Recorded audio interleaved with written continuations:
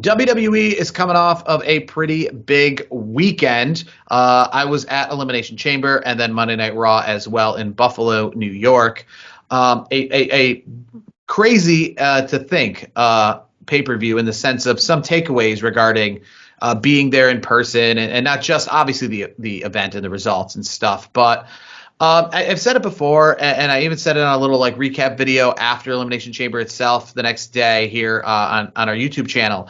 But it is crazy because it's not long ago that Elimination Chamber is in the Bradley Center in Milwaukee, Wisconsin, or it's at the Moda Center in Portland, Oregon, or it's just at a generic arena. It's a B-show pay-per-view. It's big to us wrestling fans, but it's essentially nothing to anyone outside, right? I went to Monday Night Raw this week, and I can tell you when I parked the car, I didn't see any WWE billboards. I didn't see everyone around town talking about WWE. Like, the roads weren't packed with WWE fans. The radio wasn't talking about Raw. It's an event, and a lot of wrestling fans can't wait to go, but it's not literally taking over the city, right? And that's how B-show pay-per-views like Elimination Chamber used to be, right? If you go to Payback or you go to Backlash or you go to any of these events like I've gone to before, you go to them. It's exciting if they're in the arena. If you have a bar or a restaurant literally near the arena, there might be an uptick in business because it's a Sunday night, but that's about it, right?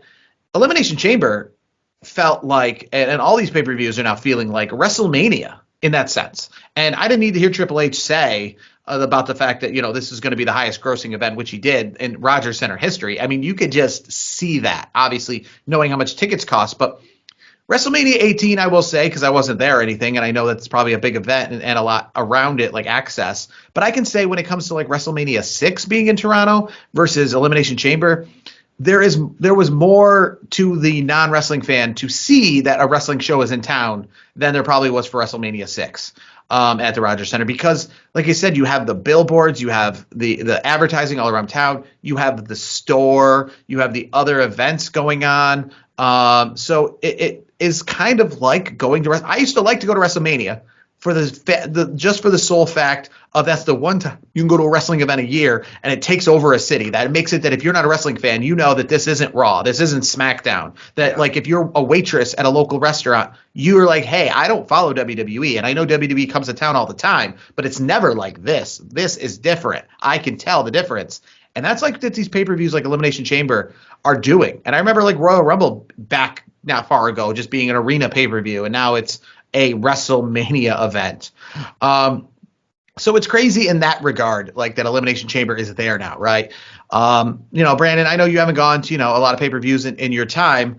I will say that I'm used to the day where you go to a pay-per-view and you go and they have the little table full of WWE merchandise, and they have lots of wrestlers, T-shirts and such. And then if you wanted anything specific for the event, like Elimination Chamber, they would have the one unisex event T-shirt that has like the picture of the show on the front and the card on the back, or it says I was there or whatever.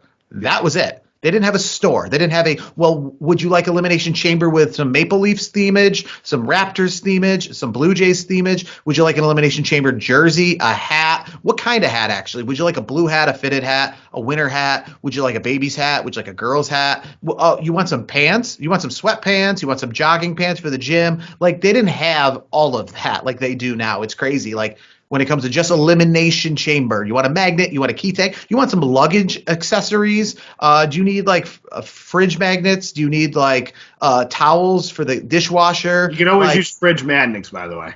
Yeah, just like all of those kind of things, right? Even the bag in which I bought my merchandise in was one of those reusable bags you bring to the grocery store. It wasn't a WWE reusable bag. It was an Elimination Chamber specific elimination bag. Did you get your official cup? I will say, and it's funny you bring that up. So WWE, there is some specific items that they like to have and then not have. That's very annoying because there's these two items that I like to get at every event that I can, but for the most part, they are the ones that are like all over the road when it comes to having them. A good example of this is I have an Elimination Chamber picture frame from 2023, but WrestleMania this past year did not make picture frames. Stupid. I have WrestleMania cup from last year, but with like Elimination Chamber, they did not make a cup.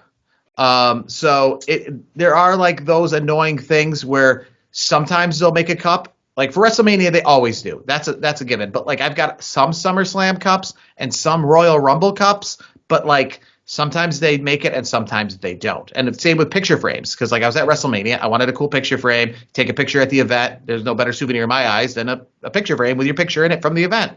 And they're like, we don't have picture frames. And then I'll go to WrestleMania the following year and they'll be like, what kind of picture frame you want? We got 3 different varieties. So those are the 2 things that I get annoyed with that they do. They did have inconsistencies. Yes. I mean, they do have what's pretty consistent is the programs, and the programs are not consistent in the sense of inside they say anything of value. So I only get the WrestleMania ones ever. But they have them like where they are like cover specific for the event. Right. So there's a lot of merchandise, let's just say, that you had to be at that event to get, which is crazy to think nowadays, because, again, I went to Night of Champions a couple years ago. And if you didn't buy the Night of Champions T-shirt, then that was it. Right. There was no Night of Champions coffee mug or tumbler or anything like that. And yes, I will say, when you talk about cups, there was definitely cups that said Elimination Chamber on it. Not like the souvenir soda cups, but like tumblers, coffee mugs, those kind of cups. Like, yeah. A little bit of everything. And obviously those belts you can get a $600 belt that says Elimination Chamber on it. You're not getting one of those yet? I'm not. No, I am not. I'm one of those kind of people that's like a boat, right? If you have a boat, I'll use your boat. I'll enjoy having you have a boat. But I'm not going to spend the money on the boat. And if you have a belt, I'll get a picture, which I did at Elimination Chamber, holding someone's $600 world title up and with the Elimination Chamber in the background. But then you can keep the belt, and I just got it for photo purposes and saved the $600. So that's how I do it. But the event itself, right? Obviously, the heel turned around the world. That finished off the event. And again, this whole thing felt like a WrestleMania, and it's only 4 matches. 4 matches. The 2 chamber matches were both half the time of the Royal Rumble matches from a month prior. So it's just crazy to think that this was like a full pay-per-view, despite the fact that it was 2 30-minute matches and 1 20-minute match and 1 10-minute match. 10, 20, and 2 30. And that was a whole pay-per-view. AEW was looking at that like, what are you nuts? That's our pre-show. That's our pre-show. I mean, yeah. Like, it's just crazy to think. But, I thought the heel turn was done perfect. I will say, being in the crowd sounds kind of strange. I didn't pick up on it at first. And what I mean by that is when John Cena kicked Cody Rhodes below the belt there, I wasn't picking up on his attachment to The Rock. I was just kind of realizing, because he is facing Cody Rhodes at WrestleMania, right? And there is going to be some back and forth. I didn't think it was just going to be complete handshakes and friendliness around. So I was just kind of picking up originally that maybe he's doing this to kind of just set off the tone that, hey, I'm your next opponent. We got to have that a little bit of bad blood. Now, nothing personal, that kind of thing. And I didn't necessarily get the indication of him kicking below the belt and how, wait a minute, that's a little more than just hitting him. But then, as 2 seconds, 3 seconds, and The Rock's just standing there, and I look, then I'm like, oh, I see what's going on here. This is not just John Cena's your next opponent, so I'll face you at WrestleMania, and then The Rock is doing his own thing. I mean, this is a tie with The Rock. They did the whole thing so well. Like, it was like, John Cena wins the match. Like, they lift up the Elimination Chamber. And it's like, it looked like he was about to go out of the ring. And then Cody's music hit. And I'm like, oh, we're going to have a little face-off here, just to kind of get things moving along for the WrestleMania coming up. Obviously the main event of WrestleMania. And it was like a normal, pleasantries and all that stuff.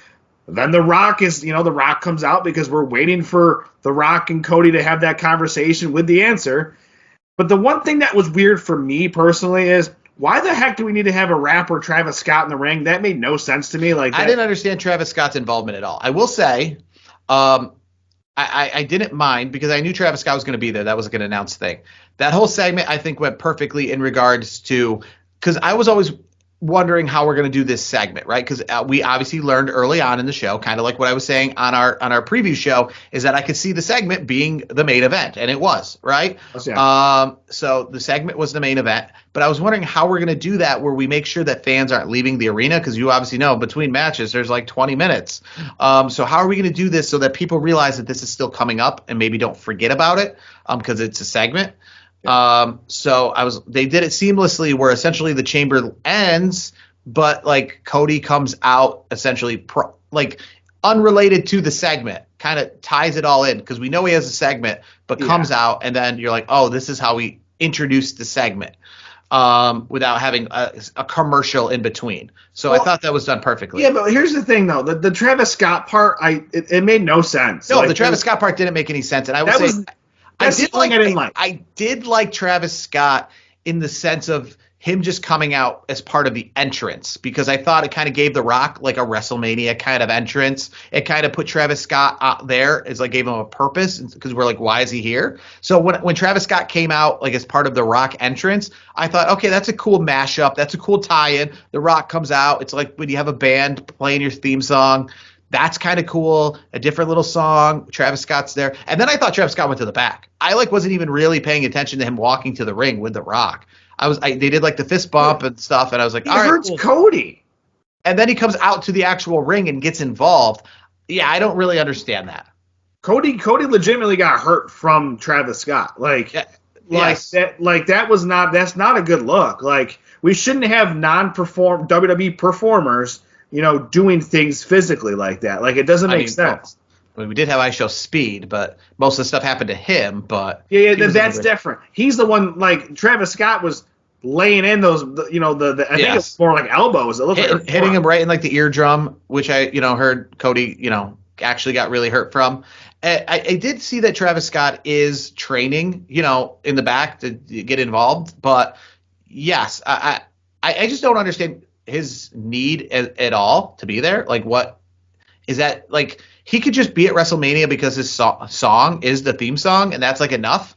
But to like actually have to have him like be with the like Rock. He doesn't. To me, like they should just like if they're gonna use Travis Scott for like the Rock's theme song, like for example at WrestleMania this year, do what everybody else does. Like the band just kind of stays on the. Well, like he did at Elimination Chamber. Yeah, I thought he did great. I was like, all right, cool. Now here comes the Rock, and then he goes to the back. Wasn't even paying attention that he was walking to the ring with him, and I was like, well, why is he walking to the ring with him? Did he not get the cue to leave? Like, why is he doing? What's his deal? With that whole segment, I do have to ask you, because obviously, we're big wrestling fans. We wouldn't do this podcast if we weren't big wrestling fans. Is the John Cena heel turn bigger than Hulk Hogan being the third man? I wasn't there at Hulk Hogan being the third man, but what I can say is no.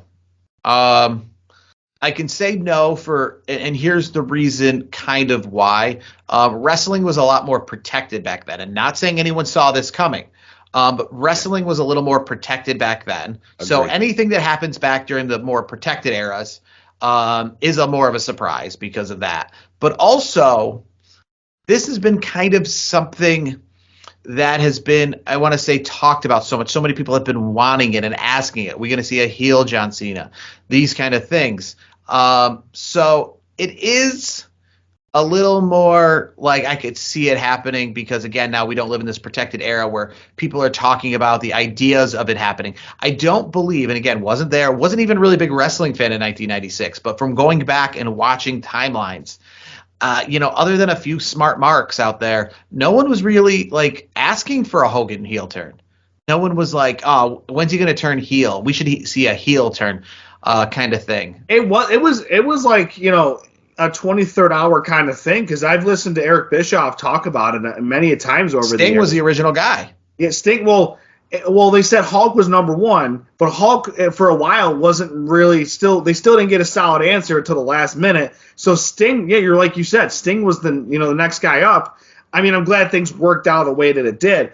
For me personally, I agree with you. I do, you're right. Like when I was a kid, how you got access to like the backstage notes? You had to get a magazine back in the day. Like that was how it really was. The internet was a thing, but it wasn't what it is today. So like I still have old wrestling mags from like 1998, like with like Stone Cold Steve Austin, and like it would just tell you what, it's almost like the Sports Illustrated of today and yesteryear, so to speak, where you get all that, the almost like dirt sheet, so to speak, kind of stuff like back in the day. Like you could also call into the hotline at WCW, though I think it was the 1-900 number, I believe it was. They all had 1-900 numbers. Yeah. I mean, it was of that era. So for me, I agree with you. I think, was it a surprise, with John Cena? Of course it was.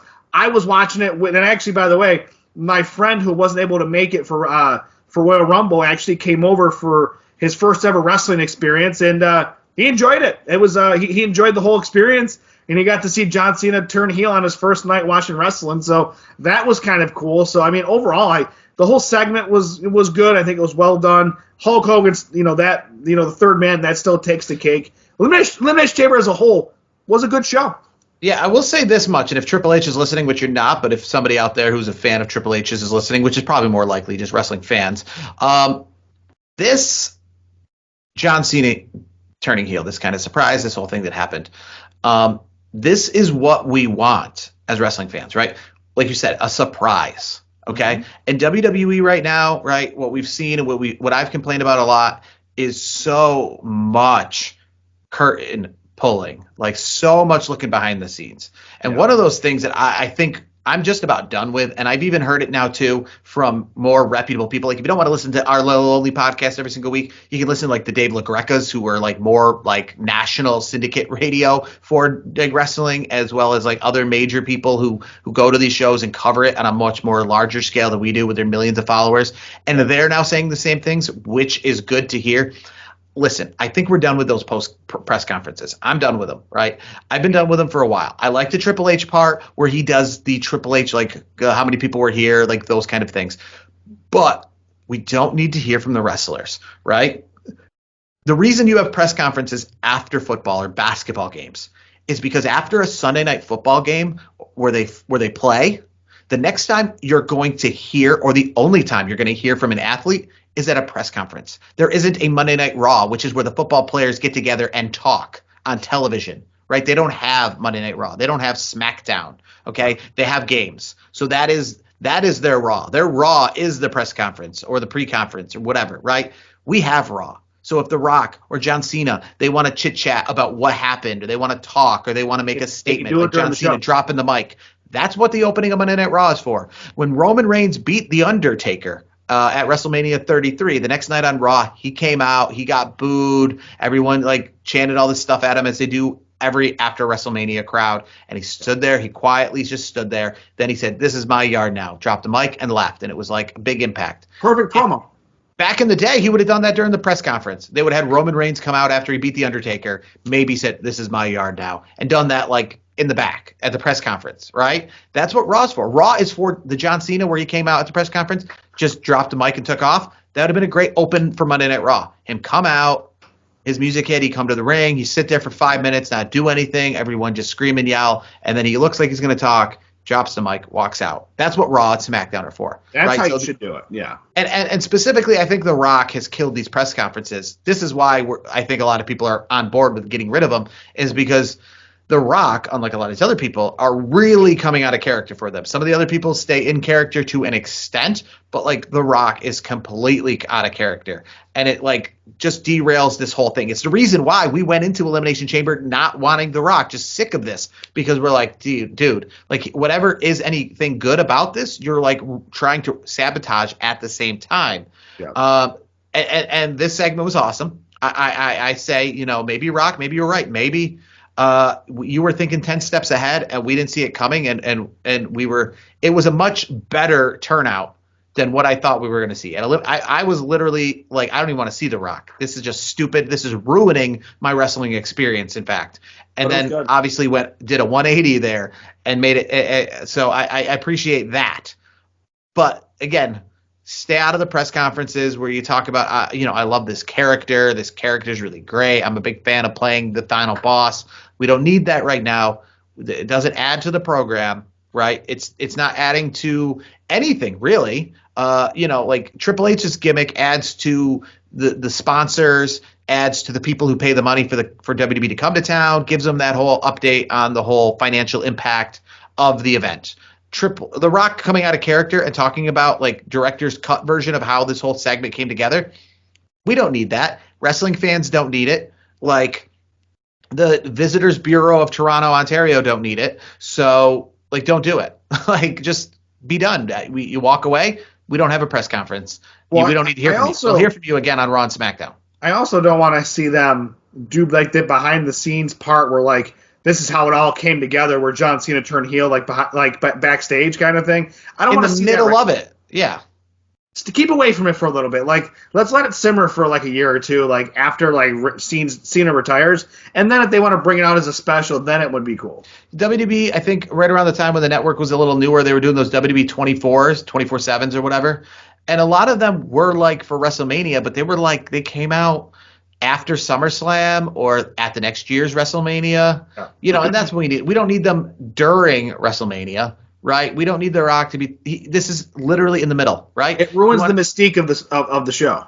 Because I look at it like this. I look at it like this is the entire movie. Elimination Chamber isn't a movie. It's act one, right? So these are like different acts of a movie. So if in the middle of The Godfather or in the middle of like, a movie, they literally just do a director's thing where they talk about what happened in the last, act, I think that ruins it. I watched The Penguin on HBO Max recently, and after every single episode, they'd be like, stay tuned for see how we made this episode. And I'm like, no. I'll see how you made it once I watch the whole series. Once I see the whole thing, I'm not looking into each individual episode, like how you made it. You don't this want to see episode. the magic.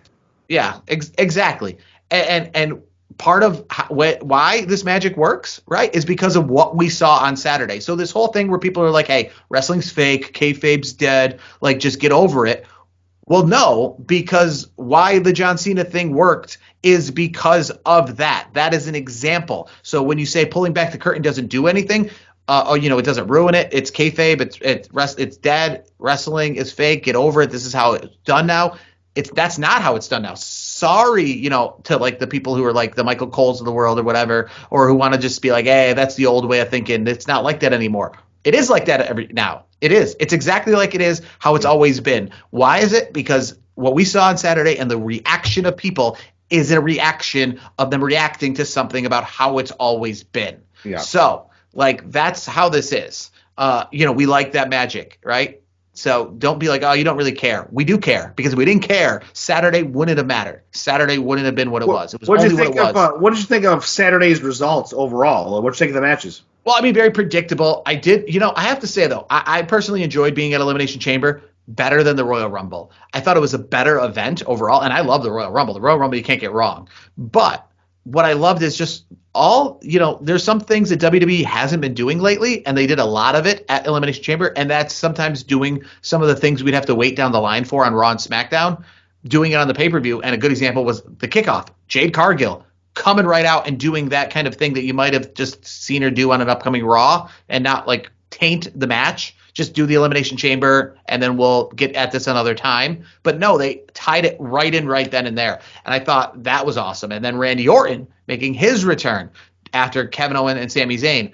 I thought that was awesome as well. So, where do we? The whole show was awesome. What do we do? Are we gonna have Kevin Owens and and Randy Orton as a match at WrestleMania? Because it sounds like Sami's out. Yeah, I mean, I don't know what's next for Sami, and I think that's the biggest part for a lot of things right now is what's next for Sami. And I have to say too, I imagine we're moving away from that. I think we are going to get Seth Rollins and CM Punk for a third time at WrestleMania on Monday Night Raw this upcoming week. We're going to get him in a steel cage match, which will be the second time. So and it's very predictable for me, because if they're going to that 3 model, CM Punk won this one. I think Rollins wins this coming one at MSG, and then we'll see who wins the rubber match, so to speak. It's interesting they're doing it in a steel cage, because a lot of times that's the finale, right? To kind of keep people out. So I wonder what the finale will be if the steel cage is the second match. Right? What did you make of them throwing it down in the entire KeyBank Arena on Monday night? I mean, that was moving over to Monday Night Raw. I mean, I knew Monday Night Raw wasn't going to be, because I watch enough WWE, I knew we weren't going to kick off with The Rock and John Cena and like all the big star power of that, right? I knew that we were going to kind of move away from that a little bit, let it cool off. We're not going to see The Rock and John Cena on unadvertised events ever. Like when John Cena has something to say about this, they're going to announce like next week on Raw, John Cena comes back and answers what happened, whatever. Why? Yeah. Yeah, we hear from Cody next week. Similar, and I compared it a lot to Roman Reigns when he came out and speared Solo Sikoa at SummerSlam and cost Solo the championship. He wasn't on Raw the next night. He wasn't on Raw for a few weeks, right? We had time off, and then they announced when he'd actually come out and talk about what happened at SummerSlam like a month earlier. But I thought that was with the people that we had on Raw. I thought that was a great segment to kick off the show. Great way to make sure that we're still interested in the stuff that's not John Cena, The Rock, and Cody Rhodes. Like I said, thought it was an awesome segment. All around, it didn't feel just like the traditional brawl because it kept breaking up and getting back together. I thought CM Punk's promo was really sweet as well. So all around, I really just enjoyed that whole segment. And obviously, I felt like the middle part of Raw was a little lackluster, but then just like an Elimination Chamber, they end with a surprise that I did not see coming at all. If there was a title change on the card that I would have saw happening, it would have been in any of the other matches. But Rhea Ripley's a star. Bianca Belair's a star. You have stars at WrestleMania. Nothing against Io Sky, but Bianca Belair and Rhea Ripley are the current faces of that division. They're the big stars. That's kind of why I see with Jade Cargill attacking Naomi makes a lot of sense to me more than Bianca, because Naomi needs something. Bianca doesn't. So you're like, oh, perfect. This will raise Naomi up when it comes to importance. Yes. Bianca and Jade Cargill is going to be a big time spotlight match for sure, and I can't wait to see it. But Naomi needs the push. These two don't. So for now it to be essentially Io Sky versus Bianca, I'm not necessarily sold that it's going to be one-on-one yet. It's going to be triple threat, especially how that match ended. Yeah, I mean, it's just I don't see. But I was just surprised. I thought, we'll see Io Sky in the ladder match for the Women's Intercontinental Championship or something at WrestleMania, and it'll be Rhea versus Bianca one-on-one, heavyweight versus heavyweight in the women's division. I got to tell you though, American made. They put on a good show. Even everybody, even in defeats, they did very well. Yes, I will say that was. I thought we were going to have maybe new tag champs as well on that show. It wouldn't have been as big a surprise as Io Sky winning. But I thought we were going to have new tag champs. They put on a good show. I mean, the show overall was all right. But a crazy ending, right? A new champion on Monday Night Raw and in the women's world. I didn't see that coming. But either way, WWE's got a lot going on, a lot cooking. Was it sold out? Sold out-ish. I will say that it was a good crowd. It wasn't a TV only side crowd at all. I think they announced 13,000. I don't think. I mean, yeah, sold out. I guess sold out is one of those terms where people want to use it like you can't get tickets at the door. That's the only way it's sold out. I say sold out in the terms of the place is full. The place is as full as WWE would like it to be. And it was. They're not curtaining off seats. They're not having to pick and choose which sections are open. They're not doing any of that kind of stuff. They put up the Monday Night Raw. I always look at it like this. They put up the stage on one end, and then the rest of the building's a horseshoe. If you can fill the horseshoe, that's a sellout. If there's people sitting in every section of the horseshoe, that's a sellout. And that's essentially what there was. There was people on the TV side and people on the non-TV side. People in the upper deck, all the way on the left and the right. So good crowd too. It was. You could hear it on. I was watching it from home on Monday night, and it was a pretty hot crowd. Yeah, I mean, I don't know if you heard what Triple H has said lately, but WWE's on fire right now. Oh, they are. Yeah, I mean, he'll keep telling you that. Obviously, I mean, it's true. I mean, WWE is on a roll right now, and it's the perfect time to be on a roll because WrestleMania is, literally around the corner. So we're gonna see some fun stuff between now and then. I can tell you that. Triple H said it kind of best in the fact that the WrestleMania build was going a little slow in the sense that, well, WrestleMania is a little bit later this year, so we kind of had to slow things down. We can't get this build going, right in February when WrestleMania is not almost until May. So relax. We had to kind of wait a little bit, but now we are on the road to WrestleMania officially. With 7 weeks to go. And you know what? And it makes sense to what you were saying a few moments ago about John Cena, not being around this week. I think it's a good thing. Give it a week or two and then announce he's going to be on Raw or SmackDown and then we're off to the races. We're rocking and rolling before WrestleMania. How many appearances by The Rock do you think we have between now and WrestleMania? I would say maybe one. I don't think we're going to have many more than that. Yes. I think we're probably, because John Cena is at least doing some dates regarding his farewell tour, especially with them going to Europe, where he's going to show up a bunch in Europe to kind of hit those markets one more time. I think we're going to get 4 from John Cena between now and then, mainly because of those Europe shows. But I wouldn't, kind of crazy. I wouldn't be surprised if some of those Europe shows that he's announced for, those Raws and SmackDowns, that maybe he doesn't actually show up on the TV portion for all of them, and maybe does like a dark match, just like an exclusive in the arena kind of thing. That'd be kind of cool. I mean, because that's because again, I don't know if they're gonna really. They're going to not, oversaturate him on television. So it might just be, hey, we're going to London. This is my one last trip to London. I definitely want to be here. I want to be in front of that crowd. Yeah. But maybe I'm not on the TV show portion of it. Maybe I'm in a dark match after. When you go to like Raw and they announce that Randy Orton versus AJ Styles is happening. And you're like, well, that's weird. Neither of those guys are even on Raw. And then Raw goes on and then you realize, oh, because it's a post-Raw matchup. Yeah, I remember when we went. What was it, last year? I think like Sheamus was on the post match essentially after the TV show. There's some people that they want to advertise to sell tickets, because sometimes when they sell tickets for on SmackDown, they do try to advertise matches but it's hard because you can't really for those because of the fact that they're just a TV show. But they'll advertise a match to the ticket taker, and that'll be like a house show match, right? Yeah.